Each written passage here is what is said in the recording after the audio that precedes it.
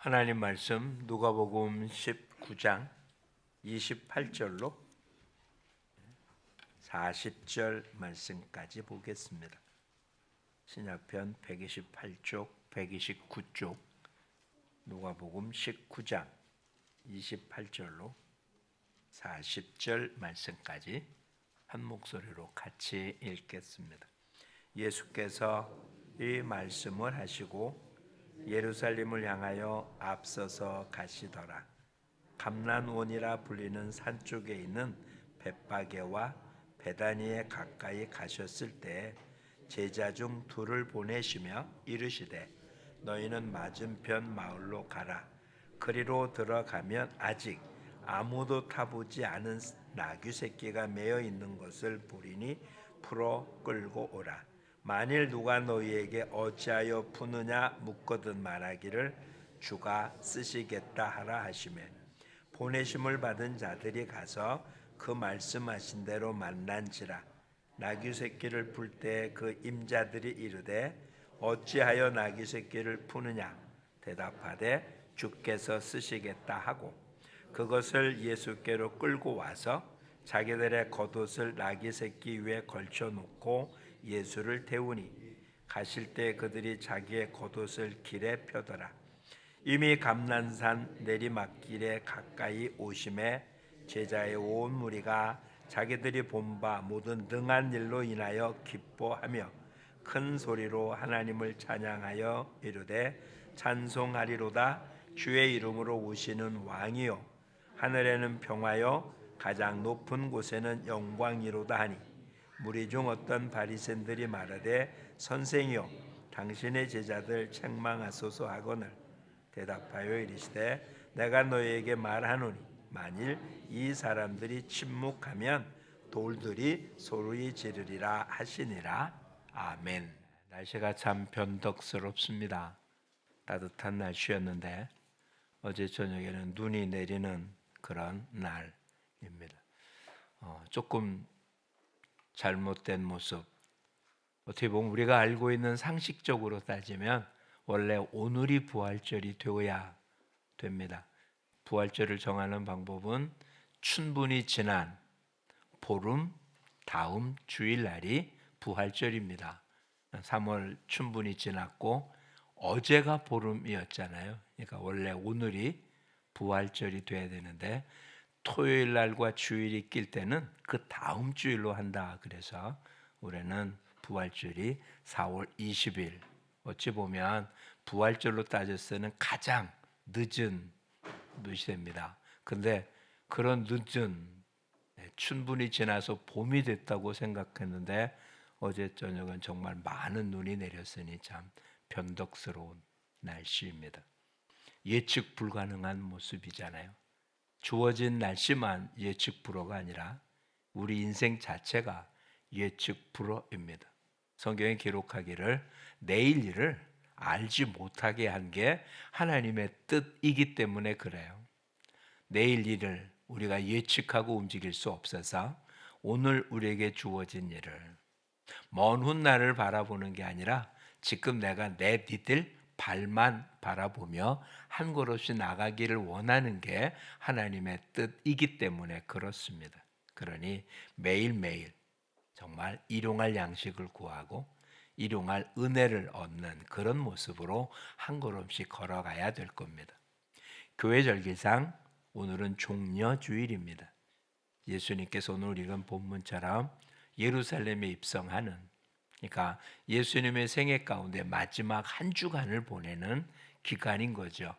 입성해서 금요일날 십자가에 죽으시고 주일날 부활하시는 생애 가운데 가장 중요한 모습이, 이 일을 위해서 주님은 지난 3년 6개월 동안 사역을 하셨고 이 사역을 위해서 30년 동안 준비가 돼 있었던 것입니다. 그런 귀한 모습의 시작이 바로 예루살렘에 입성하는, 예수님의 말씀대로 한다면 히브리서 말씀과 또 다른 모습의 선지자가 예루살렘을 떠나지 않았다. 예루살렘이 단순한 도시가 아니라 하나님께서 택한 하나님의 나라, 하나님의 백성을 하나님은 떠난 적이 없는 거예요. 가장 문제가 많은 하나님의 이름을 두기로 한 예루살렘이 가장 하나님을 거룩하게 해야 되는데 실상 그러지 못했거든요. 에스겔 선지자의 환상에 의하면 에스겔이 바벨론에 있는 동안 하나님의 영광의 모습을 환상 가운데 봅니다. 내 짐승에 의해서 이끄는 마차 같은 곳에 거룩하신 하나님이 타고 있는, 근데 그것은 원래 예루살렘 성전에 있어야 되는 환상이거든요. 하나님의 임재의 상징이니까. 바빌론에 포로되어 있는 에스겔이 그 환상을 보니까 놀래요. 왜? 예루살렘에 있어야 할 하나님의 영광의 모습이 왜 바벨론에 있냐? 나중에 에스겔에게 예루살렘 성전의 환상을 보여줍니다. 그 예루살렘 성전이 부패된 거예요. 성전 뜰 앞에 큰 우상을 섬기고 성전 안에서 담무스 신을 섬기고 여러 벌레들을 신으로 섬기는 그와 같은 여인들의 모습들, 또 해 뜨는 동쪽을 향하여 태양신을 섬기는 모습들. 그래서 하나님께서 하나님의 영광을 성전에서 떠나보냈거든요. 그렇게 떠나보낸 모습, 예루살렘에 있어야 될 하나님의 영광이 떠나버린 거예요. 그런데 그럼에도 불구하고 하나님은 선지자들이 어디를 떠나지 않는다고요? 예루살렘을 떠나지 않는다고요. 그러니까 예수님 또한 그의 생애의 마지막의 모습을 예루살렘에서 안 떠나는 거죠. 그게 우리를 끝까지 사랑하신 하나님의 사랑의 표현이기도 하고요. 가장 하나님을 향하여 등 돌렸던 가장 큰 사랑과 가장 큰 은혜를 입은 하나님의 백성들이 하나님을 등졌는데도 하나님은 결코 이스라엘을 포기하지 않으세요. 바로 그 자리에서 하나님의 사랑을 펼쳐 보이기 위하여 주님은 예루살렘을 향하여 올라가신 거예요. 바로 그날을 기념하는 주일이 오늘이죠. 처음만 해도 오늘 본문까지만 봐도 이것은 엄청난 환영의 인파와 함께 호산나 찬송을 부르는 그와 같은 기쁨의 모습이었습니다. 우리는 알잖아요. 이게 겉으로는 그럴듯하지만 실상은 예수님 죽으러 예루살렘에 올라온 거예요. 지금 환영하는 인파들이 며칠 뒤에는 예수를 십자가에 못 박으라고 소리칠 그런 사람들인 것도 예수님은 뻔히 알고 계세요. 그럼에도 불구하고 그 일을 향해 올라가시는 겁니다. 이 종려주일이 우리에게 주어지는 모습, 이건 하나님이 우리를 사랑하신 모습입니다. 근데 그 주님이 오늘 예루살렘에 올라가면서 뭘 타고 올라갔다고요? 낙이 새끼를 타고 올라갔다라고 표현하고, 이것은 스가랴서에 예언되어 있는 내용이에요. 그러니까 그냥 주어진 모습대로 온 게 아니라 예루살렘에 올라가고 고난을 당하고 죽으시고 부활할 거라는 얘기가 그냥 쭉 진행해 나가다 보니까 그런 과정을 겪은 게 아니라 이미 구약의 선지자들을 통해서 메시아가 어떤 일을 할 거라는 것을 이미 약속했고 그 약속이 하나하나 성취되어져 가는 모습을 보여주고 있는 것입니다. 나귀 새끼를 타고 올라가는 것도 역시 스가랴 선지를 통해서 예언되어 있는 말씀을 실천에 옮긴 것입니다. 원래 왕이 타는 것은 나귀 새끼가 아니라 말이잖아요. 양탄자를 깔고 그리고 환영하며 받아줘야 되는데 오늘 예수님은 모양은 갖췄어요. 그렇죠? 말이 아니라 나귀 새끼라서 그렇고 양탄자가 아니라 거기에 제자들이 입었던 겉옷을 펼쳐놓은 모양은 다 갖췄는데 어찌 보면 안 갖춘 것만도 못한 보잘것없는 모습이잖아요. 아예 그런 게 없었다면 모르는데 그런 게 있는 게 더 초라해 보이지 않아요? 한번 머릿속에 상상을 해보십시오. 양탄자를 깔아야 되는 자리에 사람들이 입었던 겉옷을 펴놓고 말을 타야 되는데 낙이 새끼를, 낙이 자체도 참 볼품없는 동물인데 새끼입니다. 단 한 번도 사람을 태워본 적이 없는. 그리고 왕이 한다면 뭐 나팔 불고 뭐 쭉 뭐 이렇게 서서 환영해야 될 텐데 종려나무 가지나 흔들면서 하는 게 모양은 다 갖췄지만 어떻게 보면 더 초라하기 짝이 없는, 어찌 보면 그런 모양을 흉내내지 않은 게 더 나아 보이는데 그렇게 안 합니다. 하나님께서 광야 이스라엘 백성들에게 하나님을 섬기는 모습으로 성막을 짓게 합니다. 하나님의 임재의 자리를 마련하도록 하죠. 예? 성막은 그냥 텐트입니다. 여러 겹으로 되어 있어요. 맨 안에는 신천의 금실, 은실 이런 걸로 천사들의 모습을 수놓은 모습으로 그 안을 덮어놨습니다. 그리고 이 기둥이나 모든 건 다 금으로 싼 황금집입니다. 근데 그 위에 여러 겹을 한 다음에 맨 마지막에는 수달의 가죽으로 덮었어요. 시커먼 것으로. 어떻게 보면 얼마나 보잘것없습니까? 그 안은 황금으로 되어 있는데 겉은 수달의 가죽. 그래야 태양볕을 견딜 수 있어서 그러긴 하겠지만 이것은 아주 귀한 것을 상징하는 거예요. 예수 그리스도는 하나님이십니다. 육신을 가지고 오셔서 하나님의 아들이라고 불리지만 하나님 자체잖아요. 그런데 육신을 입고 오신 바람에 이사야 53장 예배 때 제가 예배 부름에 불렀던 이사야 54처럼 흠모할 만한 것이 아무것도 없는 거예요. 오히려 사람들보다도 못한 모습이요. 자기 집원자도 못한 모습으로 보이게 나타났어요. 근데 그 실상은 어땠다고요? 하나님 임재하시는 황금집이었거든요. 겉으로는 나귀 새끼를 탔고 그리고 보잘것없는 모습으로 들어오지만 실상은 말을 타고 양탄자를 깔고 나팔을 불고 왕이 개선 장군처럼 들어오는 것보다 훨씬 더 아름답고 복된 것인데 그렇게 보이지를 않아요. 왜? 사람들은 겉모습을 보고 따라오거든요. 근데 그런 겉모습을 보고 따라오는 사람들을 하나님은 하나님의 나라에 데리고 가질 않아요. 그렇죠? 하나님 뭘 보신다고요? 외모를 보지 않고 우리 중심을 보세요. 근데 우리가 중심을 보는 사람입니까? 우리는 안 그래요.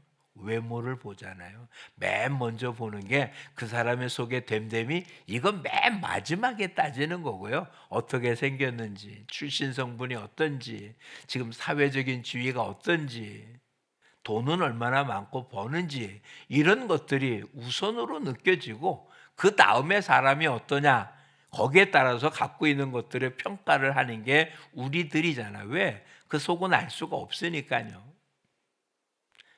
오죽했으면 열길 물속은 알아도 한개 사람 속은 모른다고 했겠습니까? 그래 우리 어쩔 수 없이 보이지 않는 속은 알 수 없고 보이는 것만 갖고 평가를 내리잖아요. 나귀를 타고 예루살렘에 들어가십니다. 왕의 자리로 있지만 왕의 신분으로 나타나지 않으셨고 여기서 왕 노릇하려는 게 아니라 죽으러 오신 것입니다. 사람들은 모르기에 그를 찬양하는데 찬양의 소리가 언제 하는 소리와 똑같았는지 한번 기억해 보시기를 바랍니다. 38절에 찬송하리로다 주의 이름으로 오시는 왕이요 하늘에는 평화요 가장 높은 곳에는 영광이로다. 이게 누가 한 얘기입니까? 누가복음의 맨 앞에 예수님이 태어난다고 고지했던 천사들이 목자들한테 알려준 내용이잖아요. 우리 새벽 성도 때 이 규절을 갖고 축복하지 않았어요? 하늘은 하나님께 영광이고 이 땅에서는 하나님의 은혜를 입은 사람들의 평화, 뭐 이런 식의 표현이. 근데 지금 사람들이 예수님이 지금 입성하고 있을 때 부른 찬양이 예수님이 이 땅에 태어날 때 천사들이 했던 찬양을 그대로 반복하고 있어요. 자기가 하는 일도 알지 못하면서 하나님이 하시고자 하는 일을 그대로 반영하고 있습니다. 이 결과로 하나님께 영광이고 이 땅에서는 평화, 하늘의 평화와 영광이 임하는 모습이 된 건 분명합니다. 매번 돌아오는 종려주일 오늘은 우리가 뭘 생각해 볼까 하니까 이런 생각을 해보았습니다. 나귀 새끼를 타신 예수님이시거든요. 사람들한테는 흠모아 볼 것이 없지만 그분은 어떤 분이라고요? 주의 이름으로 오시는 왕이십니다. 우리 모두를 구원할 구세주이십니다. 그분이 이 땅에 오면서 나귀 새끼를 타고 예루살렘에 입성을 해요. 지금도 주님은 누군가를 통하여 누군가의 영혼에, 누군가의 가정에, 누군가의 지역에, 누군가의 나라에 들어오십니다. 뭘 타고? 나귀 새끼를 타고요. 그래서 주님은 주님이 쓰시는 일꾼들이 그렇게 거창한 사람들이 아니었어요. 이름 높은 가문의 사람들, 학식이 높은 사람들, 가진 게 많은 사람들, 힘 있는 사람들을 불러서 그를 통하여 하나님의 영광을 드러낸 게 아니라 누구를 타고 왔다고요? 나귀 새끼인 거예요.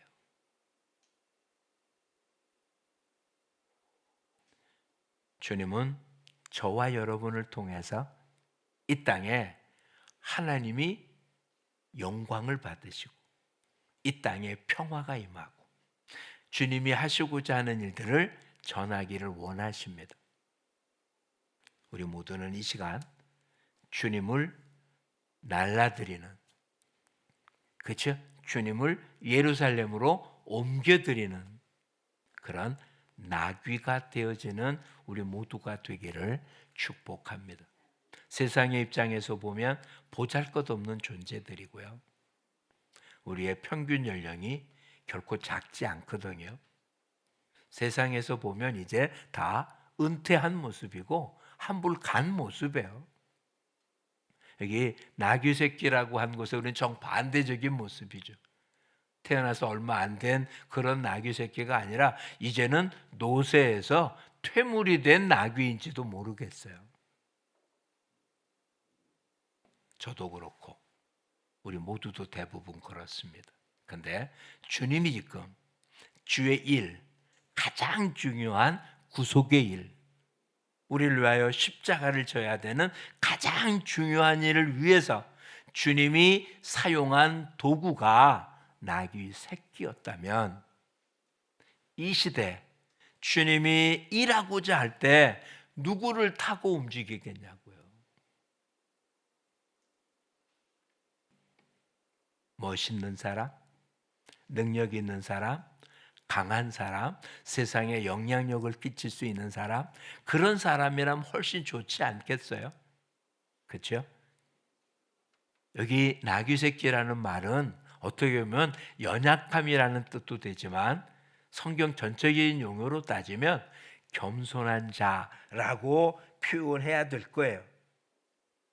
네? 왜 나귀 새끼를 탔을까요? 오늘 누가복음에는 그냥 나귀 새끼를 탔다라고 얘기만 기록이 돼 있거든요. 근데 스가랴까지 가지 말고요. 똑같은 본문이 있는 마태복음 21장을 한번 봐주시겠어요?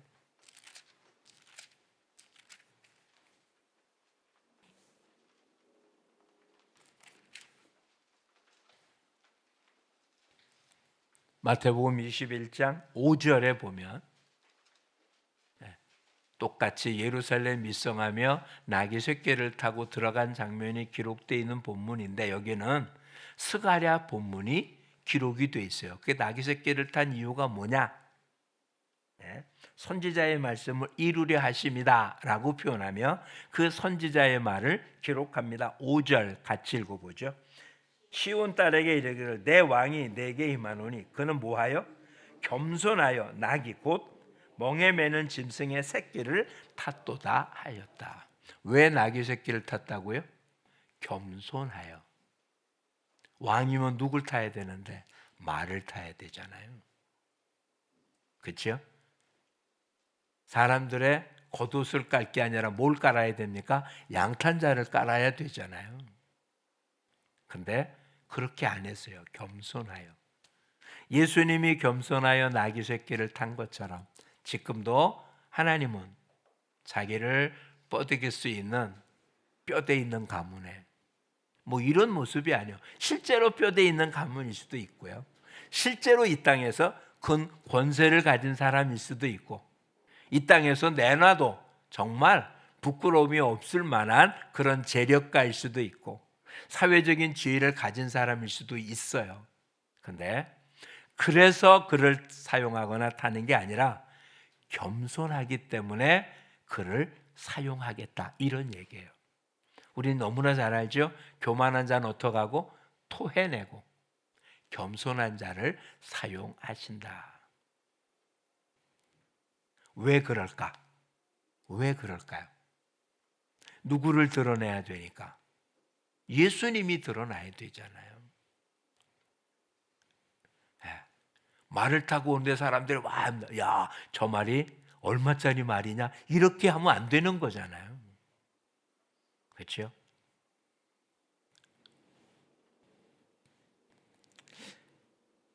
연주자들의 대부분 검은 옷을 입는데 왜 검은 옷을 입는지 아냐고 물은 사람이 있더라고요.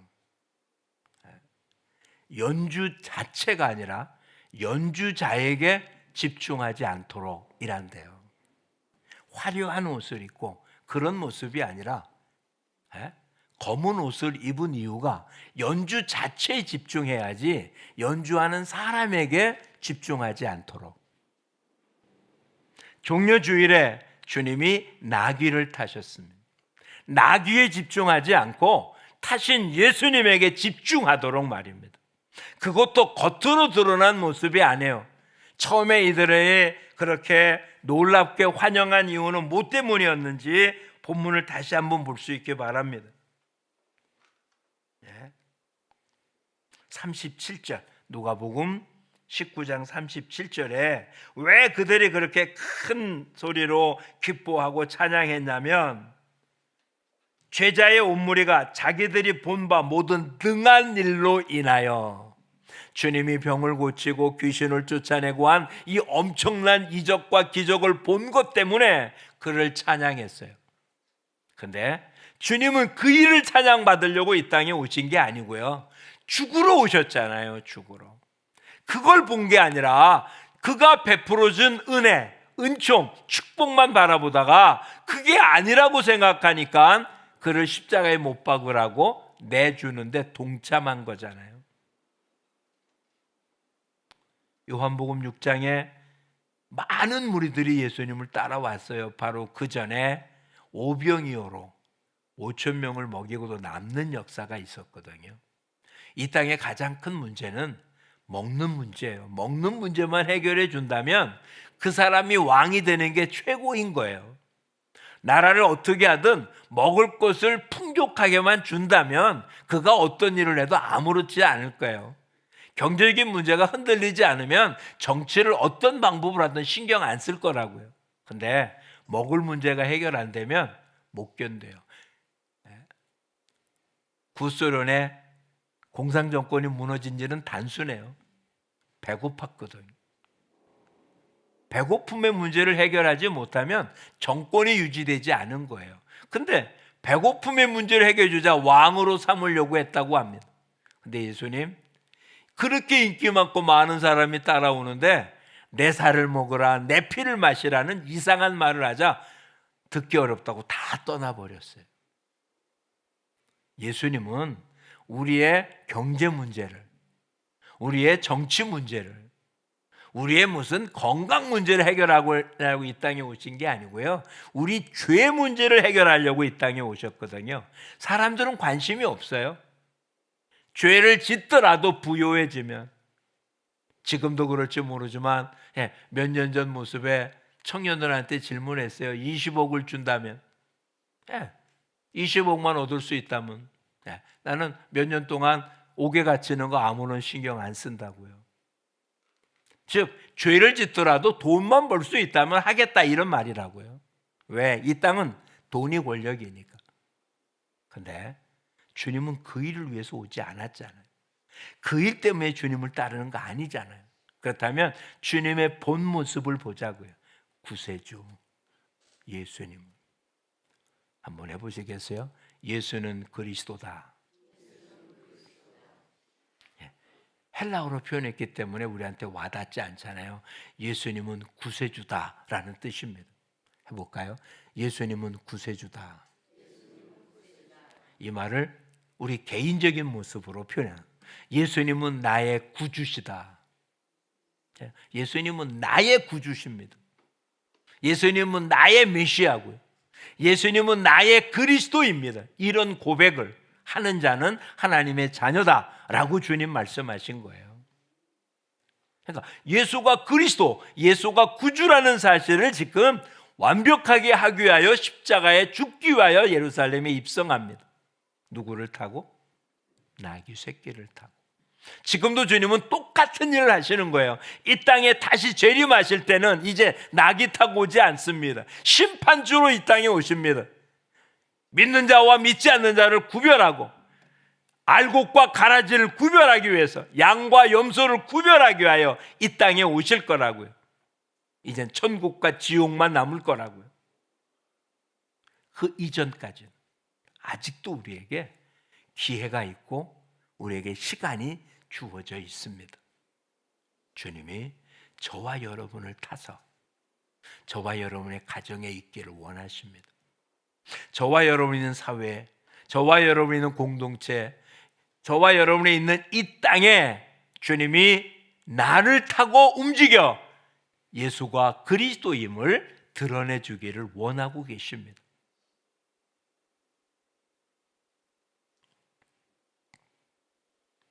건 200년 전쯤, 아직 200년은 좀 안 됐지만 이 땅에 예수님을 제일 처음에 소개되어서 증거될 때 유교 사상에 자도했던 우리의 조상들은 기독교를 무척이나 핍박했습니다. 국가가 나서서 핍박을 하기도 했고 많은 기독자가 순교를 당했습니다. 그땐 정말 약자였습니다. 근데 그런 약자일 때 오히려 이 땅에 놀랍게 복음이 전파돼서 오히려 그렇게 박해하던 자들이 예수를 믿는 역사가 일어났습니다. 1960년대 이후 80년대, 90년대 이 땅의 교회는 무척 번영됐습니다. 세계 10대 교회 가운데 한국의 교회가 너댓 개가 들어갈 만큼 엄청나게 성장했고 사실이든 아니든 한 25%가 기독자라는 엄청난 통계를 가지고도 있었습니다. 이젠 예수 믿는 게 약자가 아니에요. 예수 믿는 게 강자가 된 거예요. 예수 믿는 사람이 투표를 어떻게 하느냐에 따라서 정권이 바뀔 수가 있을 만큼 캐스팅 보드를 쥐고 있어요. 그들의 표를 얻기 위하여 수없이 많은 장사꾼들이 교회 안에 들어왔고 교회는 더 부유해졌어요. 근데 그 부유해짐 때문에 예수님이 그 말을 타지 않으세요. 교회가 강해지니까 겸손하지 않으니 주님이 그 교회를 쓸 수가 없었던 거예요. 그런 성도를 사용할 수가 없었던 거예요. 교회를 사용하는 게 아니에요. 성도를 사용하는 게 아니에요. 겸손한 자를 사용하는 거예요. 겸손한 자를. 주님은 지금도 일하시기를 원하세요. 왜? 한 사람도 멸망당하기를 원치 않기 때문에.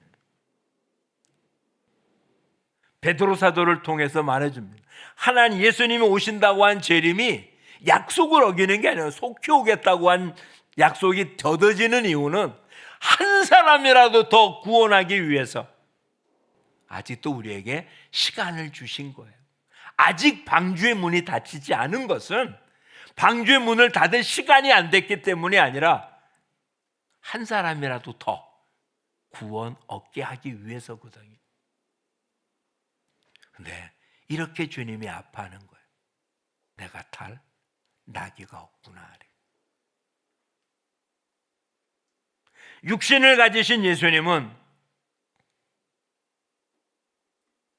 육신을 가진 나귀를 타고 입성할 수 있었습니다. 이제 주님은 부활하신 이후 육신이 없잖아요. 우리와 같은 육신은 안 갖고 있잖아요. 그러니 그 예수님이 일하려면 육신인 사람이 필요한 거예요. 이해하시겠습니까? 그래서 하나님은 사람을 통해서 일하시는 거예요. 영이신 하나님이 이 땅에서 그가 능력이 없어서 일을 못할까요? 왜 전도에 미련한 것으로 사람을 구원합니까? 하나님은 전능자신데 그냥 강하게 불러서 너는 얘 교회 나와 그러면 될 것 같은데 왜 그렇게 안 할까요? 하나님은 사람을 통해서 일하시기를 원하고 계십니다. 그러니 어떤 사람이라고요? 강한 사람이 아니에요. 물질이 많아 강한 사람, 건강해서 강한 사람, 세상에 권력이 있어서 강한 사람, 이런 것이 아니에요. 그게 있든 없든 그걸 힘으로 생각하지 아니하고 주님이 강하신 분이라, 하나님이 전능하신 분이라, 성령님이 전능하신 분이라 그 힘에 의존하는 겸손한 자를 주님은 사용하시기는 거예요. 나귀 타신 예수님처럼 오늘 저와 여러분은 겸손해서 하나님이 사용하는 일꾼들이 되어질 수 있기를 축복합니다. 그래서 저희 여러분들이 있는 가정에 여러분이 타고 있는 예수님이 복음을 증거하고 하나님 되심을 보여주고 전능하신 모습을 여러분을 통하여 드러나고, 여러분이 있는 사회, 학교, 직장, 우리가 있는 지역사회에 나와 함께 하신, 우리와 함께 하신 예수님의 전능하심이 드러나서 내가 아닌 주님을 바라보게 만드는 그런 일꾼들이 되어질 수 있기를 축복합니다. 주님이 오셨습니다. 그 주님이 저와 여러분을 사용하기를 원하십니다. 그리고 시간이 많지가 않습니다. 두 가지 이유로 시간이 없습니다. 하나는 언제 주님이 재림할지 몰라서 시간이 없습니다. 언제인지 모르잖아요. 두 번째는 우리의 시간 동안 모르겠습니다. 주님이 나를 얼만큼 사용할 수 있을지 우리 모르잖아요.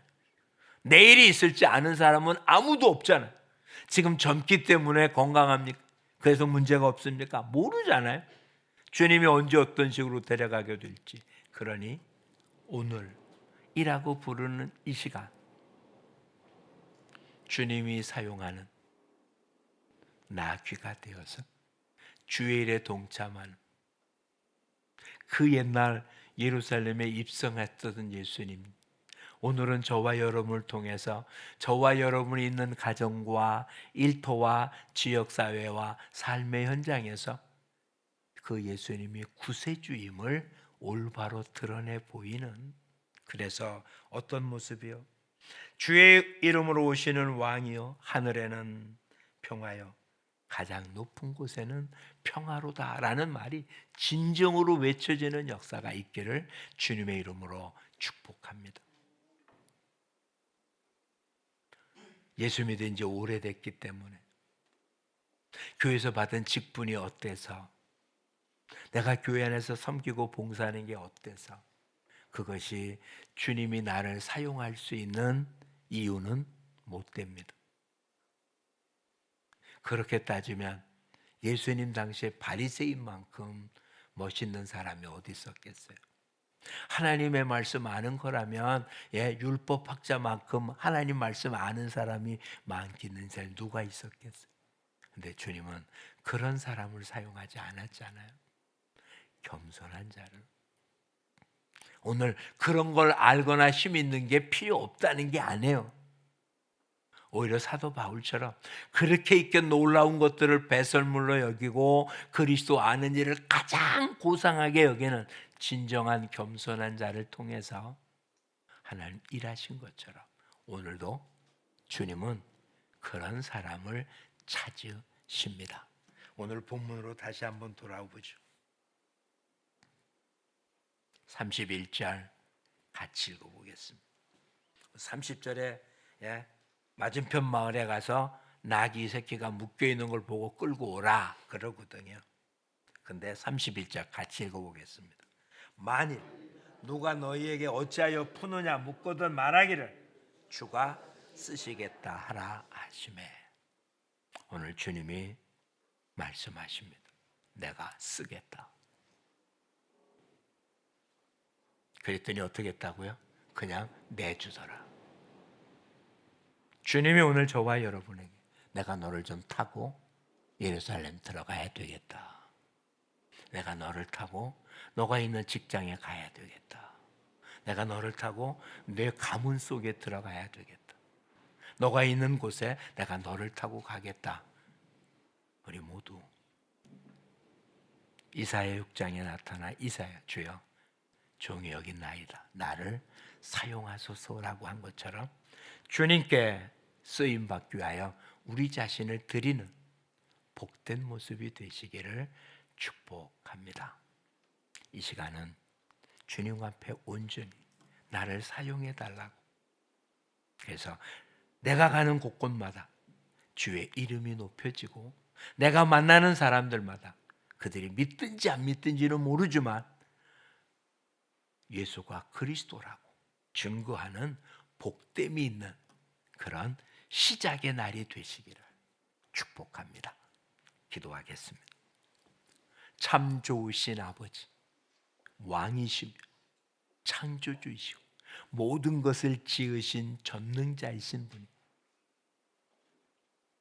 이 땅의 왕으로 오셨지만 세상의 왕이 아닌 오히려 섬기러 오셨고 죽으러 오셔서 우리를 살리신 주님, 마지막 사역지인 예루살렘을 향하여 왕 같은 모양은 갖췄지만 실상은 가장 겸손하여 나귀 새끼를 탔듯이 주님이 오늘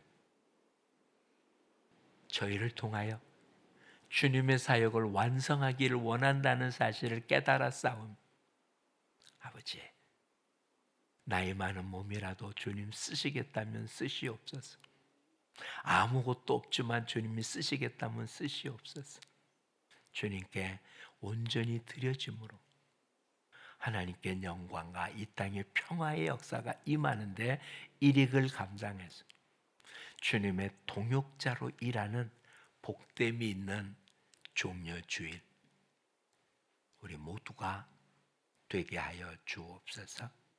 예수님 이름으로 기도합니다. 아멘.